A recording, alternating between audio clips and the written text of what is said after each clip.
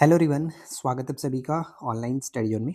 आज हम बात करने वाले हैं पॉलिटी का फोर्थ पार्ट। ठीक है, फोर्थ पार्ट में देखेंगे वापस से 100 एमसीक्यू। आई नो कि आपने इससे पहले की 3 वीडियोस ज़रूर चेकआउट कर लिया होगा। अगर नहीं देखा है तो ज़रूर देख लीजिए। 300 क्वेश्चन आपको दिया जा चुका है। आज हम देखेंगे वापस से 100 क्वेश्चन। तो चलिए फिर स्टार्ट करते हैं। आपके आने वाले सभी पेपर के लिए महत्वपूर्ण है। सबसे पहला प्रश्न है कि उच्च न्यायालय के न्यायाधीशों की सेवानिवृत्ति की अधिकतम जो आयु होती है वो कितनी होती है। यहाँ पे उच्च न्यायालय की बात की जा रही है, तो ध्यान रखिएगा 62 वर्ष। जबकि सुप्रीम कोर्ट यानी जो आपका सुप्रीम कोर्ट है, उच्चतम न्यायालय है, उसके लिए 65 वर्ष होता है। तो फिलहाल यहाँ पे हमारा सही आंसर सी हो जाता है। अनुच्छेद 76 के तहत भारत के महान्यायवादी की नियुक्ति कौन करता है। तो आर्टिकल 76 महान्यायवादी से संबंधित है और इनकी जो नियुक्ति होती है वो प्रेसिडेंट के द्वारा, राष्ट्रपति के द्वारा की जाती है। राज्य के जो महाधिवक्ता होते हैं, एडवोकेट जनरल, इनकी व्यवस्था किस अनुच्छेद के तहत की गई है। जैसे केंद्र में महान्यायवादी होते हैं, उसी तरह से राज्य में महाधिवक्ता होते हैं और इनका 165 में बात किया गया, तो ये याद रखिएगा। नियंत्रक एवं महालेखा परीक्षक का कार्यकाल कितने वर्ष का होता है। कैग का कार्यकाल कितने वर्ष का होता है, 6 वर्ष का। ठीक है, महान्यायवादी के संदर्भ में असत्य कथन को बताना है। तो असत्य कथन, यह भारत के प्रथम विधि अधिकारी, करेक्ट है। वह संसद के किसी भी सदन में बोल सकते हैं, ये भी सही है। उसे संसद में मत देने का अधिकार है, जी नहीं, मत देने का अधिकार नहीं होता है। तो यहाँ पे हम सी को टिक करेंगे। और वो राष्ट्रपति के प्रसाद पर्याप्त पद धारण करता है, ये तो सही है ये। अगला सवाल क्या है, उच्च न्यायालय का न्यायाधीश अपना त्याग पत्र किसे संबोधित करता है। उच्च न्यायालय के जो न्यायाधीश होंगे वो भी अपना त्याग पत्र राष्ट्रपति को ही देंगे, सी करेक्ट है। उच्च न्यायालय के न्यायाधीशों की योग्यता के लिए अधिवक्ता के रूप में न्यूनतम अनुभव कितना होना चाहिए। तो यहाँ पे हम कहेंगे 10 वर्ष का। ठीक है, 10 वर्ष का। किस अनुच्छेद के तहत उच्च न्यायालय को रीट जारी करने का अधिकार प्राप्त है। तो 226 के तहत उच्च न्यायालय को और 32 के तहत जो है सुप्रीम कोर्ट को। महान्यायवादी के पास भारत के किन न्यायालयों में सुनवाई का अधिकार है। तो ऑल कोर्ट्स ऑफ इंडिया यानी भारत के सभी न्यायालयों में उनको सुनवाई करने का अधिकार है। उच्च न्यायालय का न्यायाधीश अपना त्यागपत्र किसे संबोधित करता है। तो उच्च न्यायालय के जो न्यायाधीश होंगे वो भी अपना त्यागपत्र राष्ट्रपति को ही देंगे, तो यहाँ पे हम सी को टिक करेंगे। उच्च न्यायालय के न्यायाधीशों को पद की शपथ कौन दिलाता है।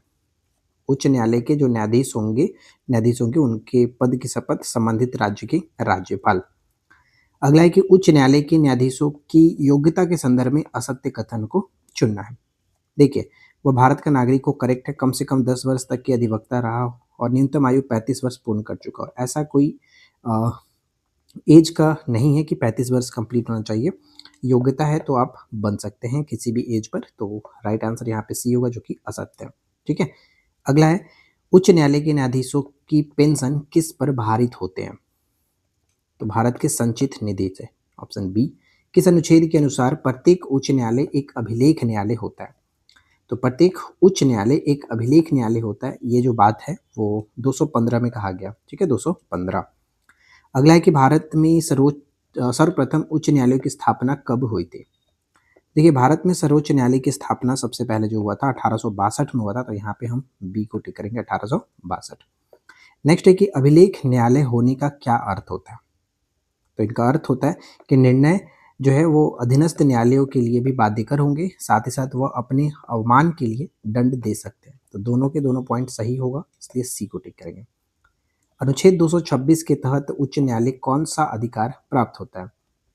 तो 226 के तहत उच्च न्यायालय को रीट जारी करने का अधिकार है। ठीक है, रीट जारी करने का अधिकार। महान्यायवादी के संदर्भ में सत्य कथन को चुने। देखिए, वह राष्ट्रपति के प्रसाद पर्याप्त पद पर मतलब पद धारण करता है, ये तो सही है ही। वे सभी न्यायालयों में सुनवाई का अधिकार रखता है, ये भी करेक्ट है। वह संसद का सदस्य नहीं होता है, तो यहाँ पे करेक्ट है, ये भी तीनों सही है। यहाँ पे डी को टिक करेंगे। तीनों के तीनों पॉइंट सही है, कोई गलत नहीं होगा। कैग का कार्यकाल कितना होता है। कैग का कार्यकाल कितना होता है। तो 65 वर्ष या फिर 6 वर्ष की आयु तक, मतलब ऑप्शन बी हो जाता है। कैग अपनी रिपोर्ट केंद्र सरकार के लेखा से संबंधित किसे देता है। राष्ट्रपति को। ठीक है, राष्ट्रपति को सौंपते हैं, ऑप्शन सी। सार्वजनिक धन का संरक्षक किसे कहा जाता है। सार्वजनिक धन का संरक्षक किसे कहते हैं। नियंत्रक एवं महालेखा परीक्षक को, ऑप्शन बी। संचित निधि से धन निकालने के लिए क्या पारित करना आवश्यक है। ऑप्शन बी विनियोग विधेयक, यहाँ पे ऑप्शन बी को टिक करेंगे। भारत की आकस्मिकता निधि का सृजन किस अनुच्छेद के तहत किया गया? 267। आकस्मिकता निधि 267 और संचित निधि 266। अगला है कि कथन एक में जो है महान्यायवादी को संसद के सदनों में बोलने का अधिकार है, ये तो सही है। महान्यायवादी को संसद में मत देने का अधिकार है, जी नहीं, मत देने का अधिकार नहीं है, बोलने का अधिकार दिया गया, तो केवल एक करेक्ट है, ए सही होगा। अगला है कि उच्च न्यायालय में अपर न्यायाधीश की नियुक्ति कितने समय के लिए की जाती है, की जा सकती है? कितने समय के लिए? तो 2 वर्ष से अनधिक, ठीक है। ऑप्शन सी यहाँ पे करेक्ट आंसर बनेगा, मतलब 2 वर्ष से ज़्यादा तक नहीं होगा, ऑप्शन सी यहाँ पे। नेक्स्ट वन आता है कि महाधिवक्ता किसके प्रसाद पर्यंत पर पद धारण करता है? तो जो महाधिवक्ता होते हैं वो राज्य में होते हैं, तो राज्य में जो होंगे वो राज्यपाल है, यहाँ पे सही आंसर ऑप्शन सी। और वही हमने केंद्र में देखा था जो कि महान्यायवादी थे, वो राष्ट्रपति के प्रसाद पर्यंत पर पद धारण करते हैं, ठीक है। नेक्स्ट क्या बनता है कि किस अनुच्छेद के तहत संसद को अतिरिक्त अदालतें स्थापित करने की शक्ति प्रदान की गई है? तो यहाँ पे 247 बिल्कुल सही हो जाता है। भारतीय संविधान के किस भाग में राज्य कार्यपालिका का वर्णन किया गया? तो राज्य कार्यपालिका का वर्णन जो है भाग 6 के अंतर्गत देखने को मिलता है। राज्य की कार्यपालिका शक्ति का प्रधान कौन होता है? जैसे केंद्र में राष्ट्रपति होते हैं, केंद्र की कार्यपालिका शक्ति राष्ट्रपति में निहित होती है, उसी तरह से राज्य की कार्यपालिका जो शक्ति होगा वो राज्यपाल में निहित होगा, गवर्नर में होगा। तो यहाँ पे हमारा बी बिल्कुल सही आंसर है। देखिए नेक्स्ट कह रहा है कि प्रधानमंत्री की मृत्यु अथवा त्यागपत्र का मंत्रिपरिषद पर क्या प्रभाव पड़ता है? तो ऐसी स्थिति में क्या होगा कि अन्य मंत्री कोई नहीं रह सकते हैं और मंत्रिपरिषद स्वयं विघटित हो जाता है, तो बी यहाँ पे सही आंसर बनेगा। नेक्स्ट वन क्या है कि किस प्रधानमंत्री की मृत्यु जो है उनकी पदावधि के दौरान भारत से बाहर ताशकंद में हुई थी? तो ताशकंद में मृत्यु लाल बहादुर शास्त्री जी की हुई थी, बी करेक्ट है। सबसे अधिक उम्र में एवं सबसे कम उम्र में प्रधानमंत्री बनने वाले व्यक्ति क्रमशः कौन है? तो मोरारजी देसाई सबसे यहाँ पे कह सकते हैं सबसे अधिक उम्र में, और राजीव गांधी जी जो तो सबसे कम उम्र में, तो सी यहाँ पे राइट आंसर है। भारत के प्रथम उप प्रधानमंत्री कौन थे? भारत के प्रथम उप प्रधानमंत्री के रूप में सरदार वल्लभ भाई पटेल जी को जाना जाता है। मंत्रिमंडल का निर्माण किनको मिलाकर के होता है? प्रधानमंत्री और कैबिनेट मंत्रियों को मिलाकर के मंत्रिमंडल बनता है। निम्नलिखित में से किस परिषद आयोग का अध्यक्ष जो है वो प्रधानमंत्री नहीं होते हैं? राष्ट्रीय विकास परिषद होते हैं, एकता परिषद का होते हैं, नीति आयोग के होते हैं, यानी वित्त आयोग के नहीं होंगे, यहाँ पे सी बिल्कुल सही है। अगला है कि संविधान के किस अनुच्छेद के अनुसार प्रधानमंत्री राष्ट्रपति एवं मंत्रिपरिषद के बीच संवाद की मुख्य कड़ी होते हैं? यानी प्रधानमंत्री जो होते हैं वो राष्ट्रपति एवं मंत्रिपरिषद के बीच की मुख्य कड़ी के रूप में माने जाते हैं। वह 78 आर्टिकल 78 के तहत। प्रधानमंत्री निम्नलिखित में से किस अधिकारी की नियुक्ति के संबंध में राष्ट्रपति को परामर्श नहीं देता? राज्य की राज्यपाल। मंत्रिमंडल सचिवालय किसके अंतर्गत प्रत्यक्ष तौर पर कार्य करता है? तो प्रधानमंत्री के अंतर्गत, ऑप्शन डी। मंत्रिमंडल सचिवालय का प्रशासनिक प्रमुख कौन होता है? तो कैबिनेट सचिव यहाँ पे राइट आंसर बनेगा, कैबिनेट सचिव। किस अनुच्छेद के अनुसार प्रत्येक राज्य का एक राज्यपाल होगा? किस अनुच्छेद में ऐसा बात कहा गया? तो 153 के तहत, ठीक है, 153। नेक्स्ट वन है कि किस संविधान संशोधन अधिनियम द्वारा एक ही व्यक्ति को 2 या 2 से अधिक राज्यों का राज्यपाल नियुक्त किया जा सकता है? तो ये 7वां संविधान संशोधन 1956 में कहा गया है। राज्यपाल पद हेतु न्यूनतम आयु सीमा क्या होनी चाहिए? 35 वर्ष, ठीक है, 35 वर्ष। राज्यपाल की नियुक्ति किसके द्वारा की जाती है? तो इनकी नियुक्ति राष्ट्रपति के द्वारा की जाती है। राज्यपाल किसके प्रसाद पर्यंत पद धारण करता है? तो राष्ट्रपति के, ऑप्शन बी। राज्यपाल को पद की शपथ कौन दिलाता है? तो याद रखिएगा कि संबंधित राज्य के उच्च न्यायालय के जो मुख्य न्यायाधीश होंगे वो दिलवाते हैं, ऑप्शन सी होगा। राज्यपाल अपना त्याग पत्र किसे देते हैं? तो राज्यपाल अपना त्याग पत्र राष्ट्रपति को देंगे। राज्य लोक सेवा आयोग के अध्यक्ष और सदस्यों की नियुक्ति कौन करते हैं? राज्यपाल के द्वारा की जाती है। राज्य लोक सेवा आयोग के सदस्यों को उनके पद से हटाने का अधिकार किसे होता है? हटाने का अधिकार राष्ट्रपति को है, ठीक है, राष्ट्रपति को। दिल्ली और पुडुचेरी जैसे केंद्र शासित प्रदेशों के राज्यपाल के स्थान पर कौन होता है? तो यहाँ पे उपराज्यपाल होते हैं, उपराज्यपाल। राज्यपाल को किस अनुच्छेद के तहत पद के लिए शर्तों का प्रावधान दिया गया? 158। नेक्स्ट है कि राज्यपाल राज्य का प्रमुख होता है। राज्यपाल जो होते हैं राज्य के संवैधानिक प्रमुख होते हैं, ऑप्शन बी। राज्यपाल के कार्यकाल के संदर्भ में सत्य कथन को चुनें। सत्य कथन की बात करें तो यहाँ पे ध्यान दीजिएगा कि वह अपने उत्तराधिकारी के पद ग्रहण करने तक पद पर बने रह सकते हैं, ये बिल्कुल सही है। अगला सवाल आता है कि राज्यपाल की कार्यकारी शक्तियों में शामिल कौन कौन है? तो यहाँ पे देखिए, मुख्यमंत्री की नियुक्ति होगा, मंत्रियों की नियुक्ति है और राज्य लोक सेवा आयोग के अध्यक्ष की नियुक्ति, ये तीनों के तीनों सही है, इसलिए डी को टिक करेंगे। नेक्स्ट है कि अनुच्छेद 155 किससे से संबंधित है? अनुच्छेद 155 का संबंध जो है वो राज्यपाल की नियुक्ति के संबंधित है। राज्यपाल की नियुक्ति, ऑप्शन बी। राज्य की कार्यपालिका का वर्णन संविधान के किस अनुच्छेद में दिया गया? तो ये 153 से 167 में है राज्य की कार्यपालिका का, तो ऑप्शन ए बिल्कुल सही आंसर बन जाता है। ठीक है। राज्य की मंत्रिपरिषद का प्रधान कौन होता है? तो राज्य के मंत्रिपरिषद के प्रधान के रूप में मुख्यमंत्री होते हैं।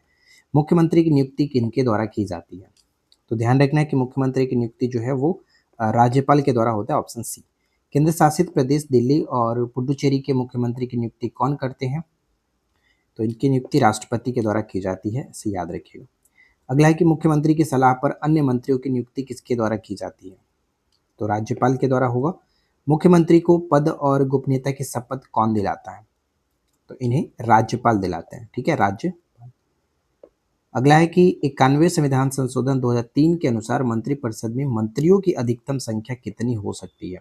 ये प्रश्न याद रखिएगा, कई बार पूछा जा चुका है। 15% से ज़्यादा नहीं होगा, तो ये हमें याद रखना है। लेकिन कहाँ पर? तो विधानसभा के सदस्यों की कुल संख्या 15% से ज़्यादा नहीं होगी। अगला है कि राज्य मंत्रिपरिषद सामूहिक रूप से किसके प्रति उत्तरदायी होता है? तो यहाँ पे विधानसभा बिल्कुल सही करेंगे, ऑप्शन सी को टिक करेंगे। ठीक है, ऑप्शन सी। नेक्स्ट है कि अनुच्छेद 164 के 4 के अनुसार यदि कोई मंत्री कितने समय तक सदन का सदस्य नहीं रहता तो उसका समाप्त पद माना जाता है? तो 6 महीने तक। ठीक है, 6 महीने तक। मंत्रिपरिषद की बैठक की अध्यक्षता कौन करता है? इसकी बैठक की अध्यक्षता मुख्यमंत्री करते हैं। किस अनुच्छेद के तहत मुख्यमंत्री प्रशासन एवं विधान संबंधी कार्यों की जानकारी राज्यपाल को देता है? 167। ठीक है, 167। अगला है कि राज्य विधानमंडल के सदन कौन कौन से हो सकते हैं? राज्य विधानमंडल के सदन की बात करें तो राज्यपाल, विधानसभा और विधान परिषद। देखिए, जैसे केंद्र में होता है राष्ट्रपति, लोकसभा, राज्यसभा, उसी तरह से राज्य में होता है राज्यपाल, विधानसभा, विधान परिषद। ठीक है। विधान परिषद के गठन एवं विघटन का अधिकार किसे प्राप्त होता है? किसे प्राप्त होगा? संसद को। ठीक है, संसद को। वर्तमान में भारत के कितने राज्यों में विधान परिषद विद्यमान है? तो विधान परिषद जो है अभी फिलहाल हमारे 6 राज्यों में देखने को मिलता है। विधान परिषद का सदस्य बनने के लिए न्यूनतम आयु सीमा कितनी होनी चाहिए? जैसे केंद्र में राज्यसभा होता है अपर मंडल, उसी तरह से राज्य में विधान परिषद अपर मंडल माना जाता है। इसके लिए 30 वर्ष होना चाहिए। ठीक है, 30 वर्ष। विधान परिषद के प्रत्येक सदस्य का कार्यकाल कितने वर्ष का होता है? केंद्र में कितने वर्ष का होता है? 6 वर्ष का होता है। उसी तरह से यहाँ पर भी होगा 6 वर्ष का। ठीक है। नेक्स्ट वन क्या है? नेक्स्ट वन है कि विधान परिषद के कितने सदस्य प्रति 2 वर्ष बाद अवकाश प्राप्त करते हैं, अवकाश ग्रहण करते हैं? तो राइट आंसर बन जाएगा ऑप्शन बी, 1/3 सदस्य। ठीक है।